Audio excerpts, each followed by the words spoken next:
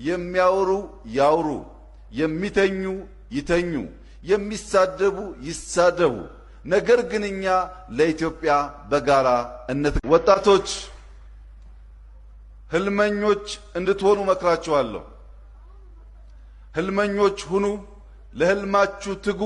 ህልማችሁን ለመጨበጥ ህልማችሁን ፈታችሁ ለማየት የምትተጉ ሁኑ።